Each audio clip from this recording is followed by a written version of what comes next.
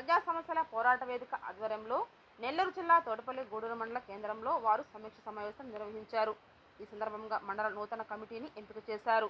అనంతరం doctor BR Ambedkar విగ్రహానికి పూలమాల వేసి రాజ్యాంగాన్ని రక్షించాలంటూ నినాదాలు చేశారు. ఈ కార్యక్రమంలో వేగూరు వెంకయ్య, ఉండ్రాల శ్రీనివాసులు, కొక్కంటి వెంకట సుబ్బయ్య, కాతిరెడ్డి రమణమ్మ, పలువురు నాయకులు, కార్యకర్తలు, ప్రజలు తదితరులు పాల్గొన్నారు.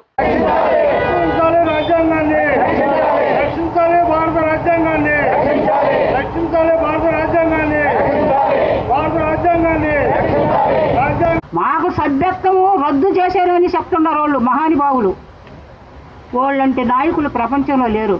మహానుభావుడు ఇది వరకు మనకు తూర్పు గాలి కొడుతుంది, తూర్పుగా పొద్దుపడుతుంది, ఉత్తరపు గాలి, దక్షిణపు గాలి, పడమట గాలి అన్నీ కొడుతున్నాయి. పేదవాళ్ళని సురక్షితంగా బతుకుతున్నాం. ఇప్పుడు వచ్చిన జక్కా వెంకయ్య భూయానికి వచ్చిన నాయకులు పడమటగా పొద్దుపడుతుంది. ఆ హిమాచల పర్యంతరం ఎండరైకి తట్టుకోలేకుండా ఉన్నారు పేదవాళ్ళు. సొంతాలి అనేక మామిడిపూడి అనేక గ్రామాల్లో భూ సమస్యలు మన దృష్టికి వచ్చాయి.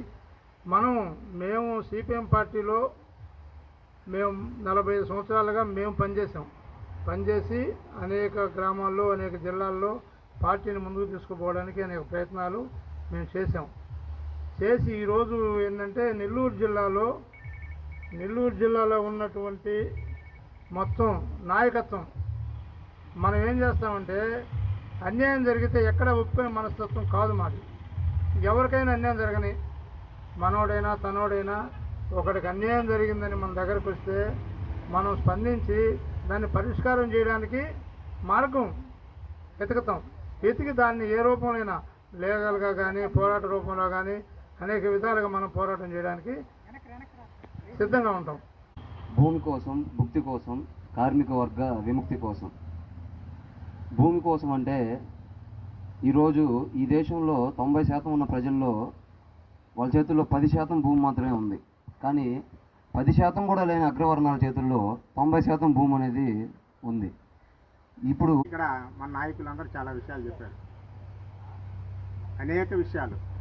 మరియు తోటపల్లి గూడూరు మండలంలో అనేక పోరాటాలు, భూ పోరాటాలు, ఇళ్ల స్థలాల పోరాటాలు, జైలుకు పోయినటువంటి చరిత్ర, అనేక రకాలైనటువంటి పోరాటాలు చేసినటువంటి ఒక పురిటి గడ్డ తోటపల్లి గూడూరు మండలం. ఈ మండలంలో జరిగినటువంటి పోరాటాలు నెల్లూరు జిల్లాకి ఒక ఊపినిచ్చినటువంటి పరిస్థితి మనం ఇదివరకు ముందు చూసాం.